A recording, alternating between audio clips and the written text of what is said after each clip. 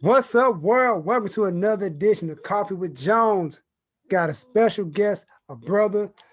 Y'all seen this man here before. My boy Young Parker. What's goody, bro? You just released one hell of an album. Super dope. I'm still trying to figure out is Young Parker and Peter Parker and Spider-Man the same person. But what's going on with your brother? Not much, man. Not much. Just feeling elated. You know what I'm saying? Definitely on that high of finally getting the album out there. But now, it's the work portion of everything. It's making sure it's getting heard. Trying different marketing campaigns and things like that. But I'm still blessed that it's out. I'm glad that people are receiving it well, and that all that hard work wasn't for naught. Right. So how long did you work on this project before we get into everything? I worked on it. That's a great question. Um, Man, I honestly don't have an answer to that question. I have to dive into my emails, man, if I'm being real with you. Um, because I'm actually gonna try it right now. But Cause I think I heard one of the joints like top of the year. I think it's one of them joints you had on this tape. You let me hear one of them. yeah, I created Bungee Gum last December. That was the first track, the intro track. So I've been working on it since December. I think I finished in February. I did finish in February. Yeah, Right. at the end of February, and then it released in April. So yeah, 3 months. 3 months. Ain't bad, ain't bad. What was your inspiration going to this project? My inspiration was everyone I love, man, and everything I'm connected to. Like you'll hear a lot of my influences in the album. You'll hear all my characters and vocal inflections and melodies, and that's just a culmination of like all the music that I love, all the things I listen to, all the people that I talk to. Because what is an artist? But a person that paints a picture of what they see or what they observe in life. So really, it's just a reflection of my life and the people that are connected to me. Right. Um, so just keeping it forward, why'd you choose the name Lost and Found? Like what made you come up with that particular name for this? Cause I like the name. I love the name. Hmm. So I remember I was thinking about one of my projects, this project I'm working on now. Like, I was thinking about the name, and before you even released the name of your project, that was already one of the names on my mind. I lost and found. Like I think I playing around with those titles like that, things I forgot, stuff like that. But why'd you pick this title specifically for your project? The title came from the image. Honestly, I sat with that image for a while. It's a picture of me in my apartment in Manassas before everything got hectic, but my life was really really bad emotionally and spiritually when I was up north. Just because of all the things I was dealing with, struggling financially and all the relational things. So um, when I look at that picture, it just brings me back to that zone. And it makes me think about life, and it's like when you're in life, you're on either side of this coin. You're either lost Right, or you're found. You know what I'm saying? Like when you're lost, you don't know what's going on. You don't have a direction. You're just caught up in it. You're just drifting in the wave. When you found, it doesn't mean that you're necessarily saved, but it means that you at least have a direction that you're going into. So I picked it for that reason. And then I also picked it just on a marketing business side of it. For longevity, you know what I'm saying? I know that that's a topic that I can come back to. I can make a Lost and Found part 5, part 7, because that's something that it's a lifetime that right. people go through that same thing. So Yeah, because like I said, the title is super dope, and you can do a lot with that title. Make a bunch of different branch out projects from it. So, and how you speaking back on the title, like I totally agree with everything. How you say you can be lost and found. Like, I remember there was a point in my life that I really don't touch on a lot, where I really didn't know what to do with myself. Like I was putting together these epic shows. I'm like, yo, I didn't feel like fulfilled. I was like, yo, what do I do? Like I wasn't doing music at that point. I was doing music, but I wasn't doing music, and like I didn't know what direction to go in musically. And then I finally found myself, the code, so I found myself within the music. Oh snap! Then I listened to this, like everything made sense in my life to it. And this you actually inspired me to add more music to my project that I'm setting up for. So I want to thank you for that part because you inspired me. Like, yo, I was listening to a lot of this stuff on here. You was bringing it. I was like, okay, P, I see you. Because I remember when you first started, you called me like, yo, I'm gonna start doing this music, man. I don't know what's gonna happen, but and I know you. Like a lot of people don't know me and Jari go. I mean, Jari Young Parker go way back. And like I know how he is. If something ain't working, like if it don't work, he like it's on to the next thing. So when he starts sticking with me, like, all right, he's sticking with it. The first project that he dropped two in 1 month. Like, all right, do you really cranking out the tunes? Now you got a whole sound. I like the experience how you really like express yourself on this one, especially the song I really like. Is there a God? So explain that song to me and for the people who don't Yeah, understand. I got you. Uh, if there's a God, man, it's a big topic, you know what I'm saying? Because that's the main thing that people wrestle with, like people, and this is not me knocking down for whoever's watching, this is not me knocking down your beliefs or your religion or wherever you are in life, but people come from a lot of different walks of life. They have a lot of different faiths and beliefs, and they have reasons behind it. But you know, sometimes it's not even about that. Like, the people that come with like these energies and these ancestors kind of things, like it's more so about church hurt for them and their experiences. And like when they get hurt or when they get broken, the question that they ask is, like, is God real? Is there a God? Like, why did this happen to me? So in the beginning, when I say like I introduced the song, I'm like, like these are a few of those whys that I've heard. So, and I start breaking down different experiences that I've experienced and people around me have said. And in the second verse, I kind of just like I don't provide a single answer because there's not a single answer to everybody's problem. I mean, Jesus is the answer, but as far as like why and all the intricacies, it's hard to answer all that in just one song or in one verse. So instead, I propose to them to challenge their views and see where things are, because 9 times out of 10 what happened to you wasn't the result of what God did. It's the result of what another man or another person did to you. How did us as a whole, as a society, affected your life, and your environment affected you. um, and that's what I try to get people on, because that's where people mess up when it comes to God. They put God or human in God place and God in a human place, and that's just not where it's at. Right. So Because your first verse really impacted me. Like, was that, like you say, that's all stuff that you've been through in life? Because you said the pretty, like, deep stuff. Like, yo, did this really happen to this man? Like, was it just stuff he was just painting from? I was taking, like, he's writing it from another perspective, but was that, like, really all that stuff you said that happened to you in that first verse? Did that really happen? some of Or, that stuff did happen.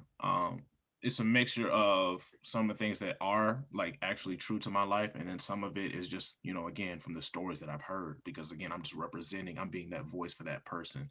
Um, you know, my uncle was out selling drugs. My dad did beat me really bad.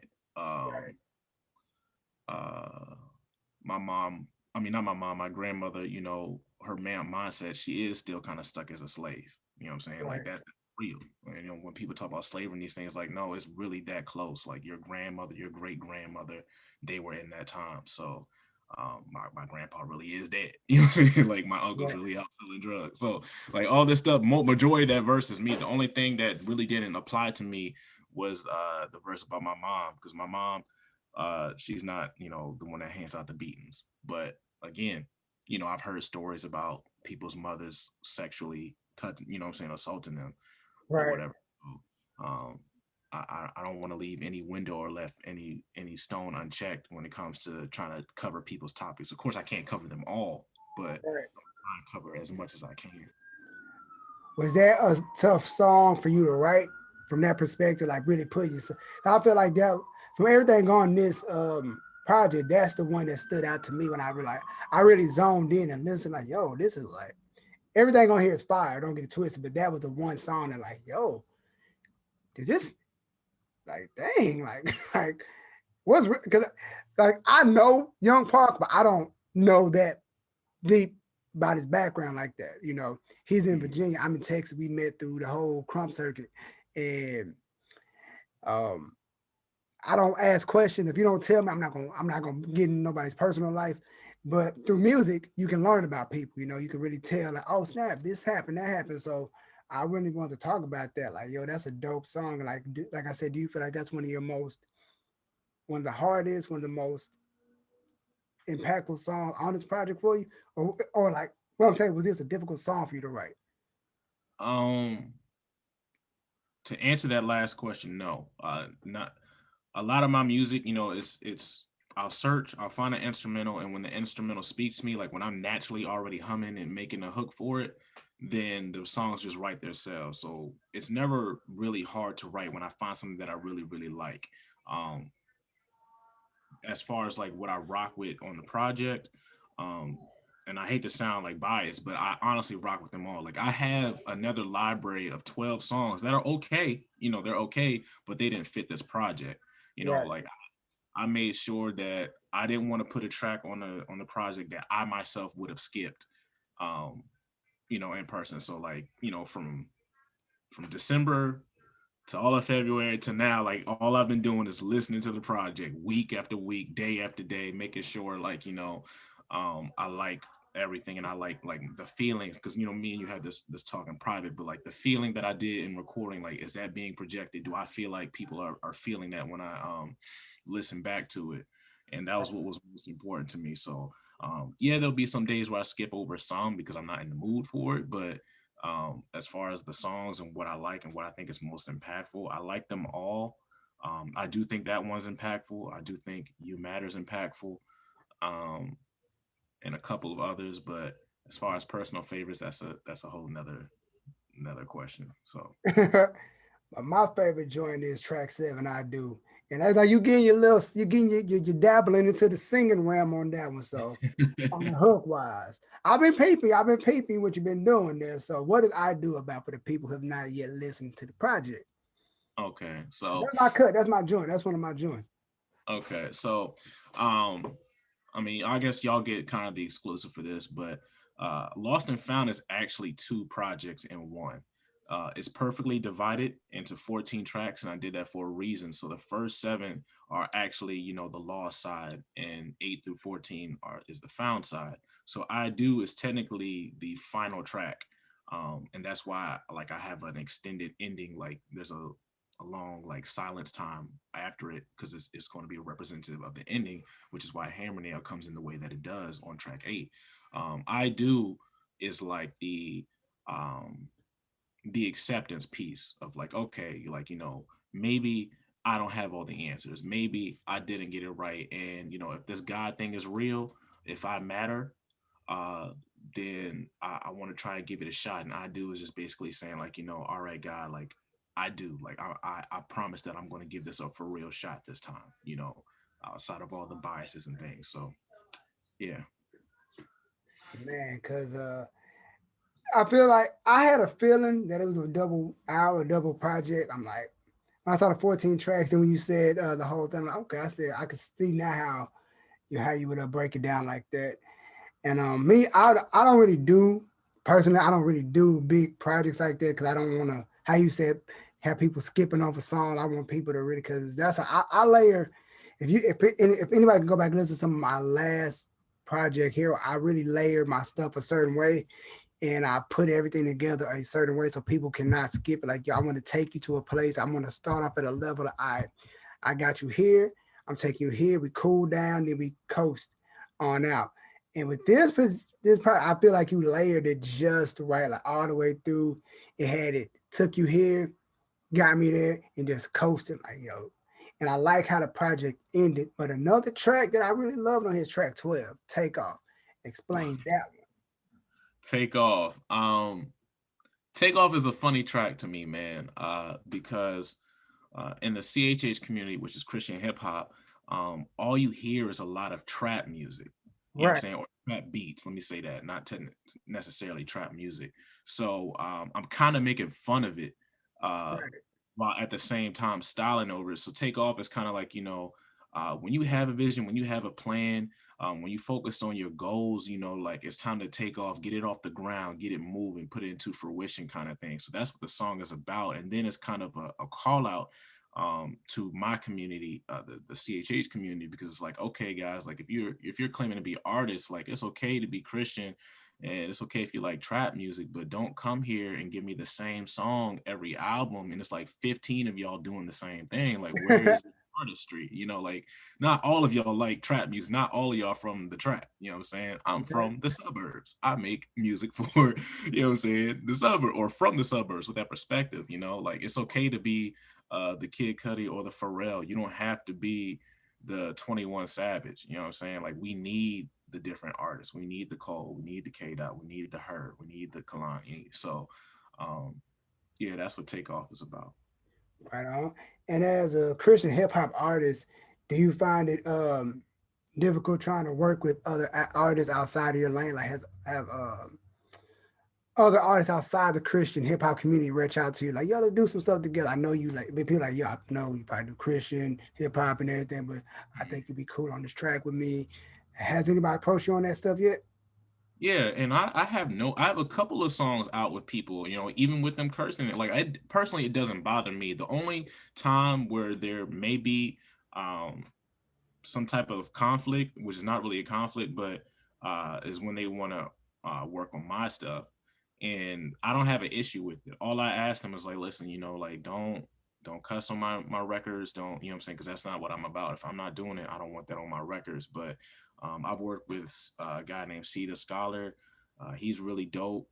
We put out a dope record together. Me and you have our own collabs as well. Oh Uh, yeah. Not to say that you're far to the left, but you know what I'm saying? Like we have collabs. I've worked with actually on my project Bull 2, I have like 3 or 4 people that aren't in the CHH community that are featured. There's nothing but a lot of features on that Right. mixtape. So What's the one thing do you want people to take away from this album? Do you consider this album an EP, a mixtape? What do this is you? this is an album. This is my second album. So okay, so what do you want people to take away from this album when they're done listening to it? What do you want people to take away from this? Like, yo, the one thing that you want everybody, like, you know what? I got this from this project. I could take this nugget away from this. What do you want people to take away from Lost and Found?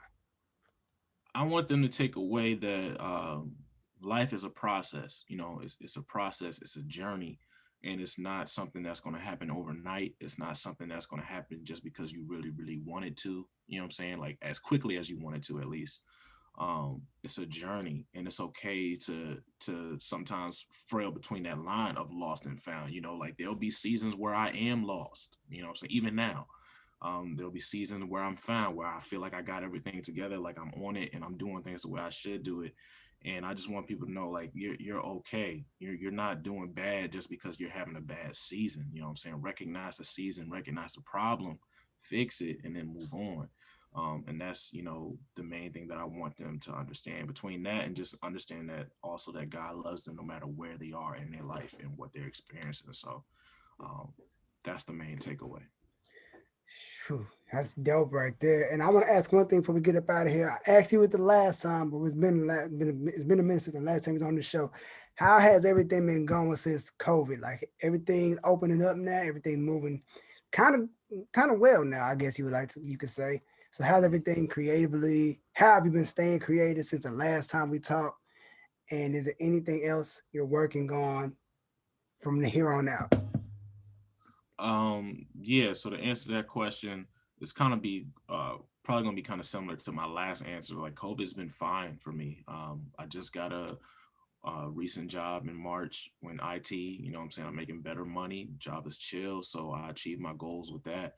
My album's finally out. What I'm saying, I'm done promoting all of other people's things and working on side projects. So, I'm going to take my time and give this album its time to be out in the world. I'm going to take my time to promote it and give it the love that it needs. But once that is done, yes, it's definitely back to the grind. It's back to you know um, figuring out what I want to do next, where I want to take it. What I'm saying, all right, got things that are on my desktop, that beats that I've made and beats that I'm trying to make and continue to make. Because on the album track number 4, I actually made that beat, so I'm trying to do more of just my own self production and grow in that area. But yeah, there's gonna be Young P for quite a while, at least until my 10 years is up. So Right.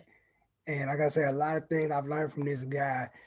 musically, and it's crazy. Like I said, once he told me like, "Yo, man, if I get a good take on the track, that's it. That's what it is." Like, you know what? I'm gonna try that. And ever since then, that been working.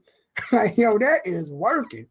Like, man, I don't never stress. Like, I used to take forever to get a song done. Like, once I say, yo, man, this when you get a good take, if you feel comfortable in it, just keep it and keep it pushing. You know what? You damn right. That's what I've been doing. Yes, sir. And Anchored In, how's Anchored In going, man? What's been going on with y'all boys? Mad Geek, the boy Raymond. What's been Yeah. going on with Yeah. Anchored In? I'm so proud of my team, man. Maggie dropped a small EP last month, so go bop that. It's called Planet Eden if you like that lo-fi. So quick shout out to him. Um, Jordan Sab Katachi, they gonna have projects this year. I'm working with them on that to get them straight. um, Raymond or Eminem Beast, I should say.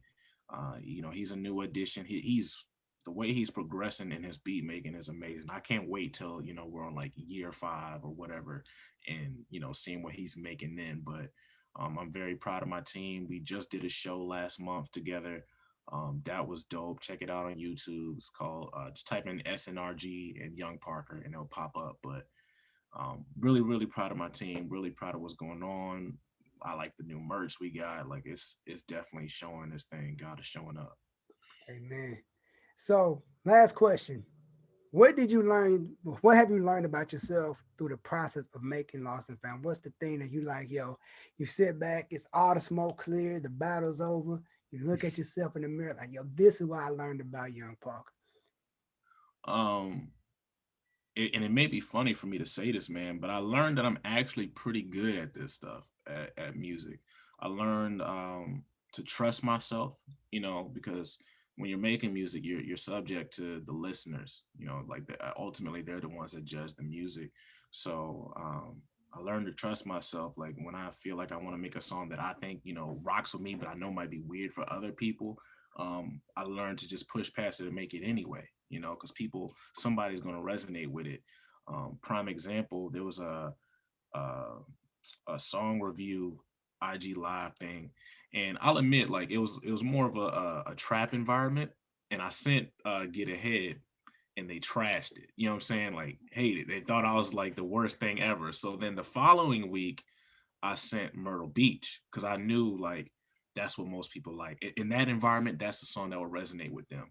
And they played it. They thought I was a whole different artist. And I was just like, nah, it's still me, the guy from last week. So um, and I say that to say like prime example, number one, know your audience, know where you're sending your music, how to target them. And then two, like don't allow people's opinions to rule over what you think about your music because again in that one setting one song didn't work. You know what I'm saying? They would have threw me all together, threw me out their playlist. In a different setting with a different song, it's the greatest thing ever. And the same thing with the song that I sent that they trashed. If I put that somewhere else, they gonna love the crap out of it. So I learned again confidence, make what I want to make, and just trusting the process, know that like I am just as good or can be just as good as the next man, as the Cole, as the Masego, as the Smith, whoever. It's just all about the confidence, how you present yourself and knowing the audience. So All right, now. We're gonna go ahead and get up out of here, yo. Anything you want to plug before we get out of here? Anything you want to make sure tell them about the Anchored In merch, man. Talk yeah, about it. yeah, I got you. So first and foremost, I wanna plug Junes'88. Check the boy out. He got a bonfire. He got merch. I seen our mutual friend Kelsey rocking it on Instagram. I was like, yo, that's dope. Got the coffee mug. So if you're in the Texas state area, check out this man. He has a whole vibe for sure. He has the Appreciate it. Parker side. Other than that, yes, there is merch for Anchored In on Bonfire. I also have different versions of physicals on me if you are in Virginia. But just type in Bonfire, look for the Anchored In store. It's just anchored with an N at the behind it. And yeah, man, it's pretty cool stuff. So Like I said, man, I don't I like I know you probably get tired of me saying I'm proud of you, bro. Like I said, man, he used to hang around a lot of artists. Like it was me, Kels, and some more folk. We all did music, but like he was like I said, once he said he's gonna give it a shot, I'm like, all right, cool.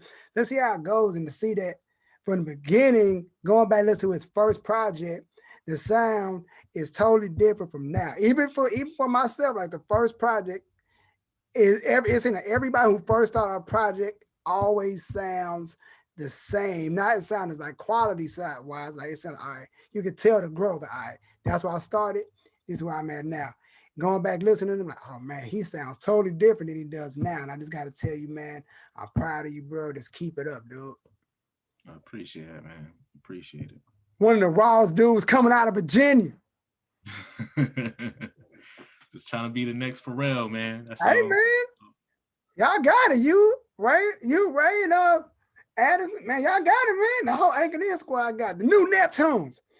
Hey, I'm cool with that. Man, like I Yeah. always, like I say, man, like I thank you for being on the show today, bro. We got to do more stuff together. Uh, Sir. Everybody, make sure you check out Young Park on Instagram, Twitter. What's your Twitter? You be on Twitter? You don't be on Twitter? I kind of be on it. It's not as my name is my handle's anchored in music, but I'm rarely on Twitter. All right, so Instagram it is, Facebook, Young Parker, Instagram, Young Parker. Make sure you check him out. Check me out, Junes'88 on Instagram, 88th Avenue on Instagram. The merch comes out May 5th, anchored in. Um, on Bonfire, check him out, like he said. And we will see y'all next week. Peace out.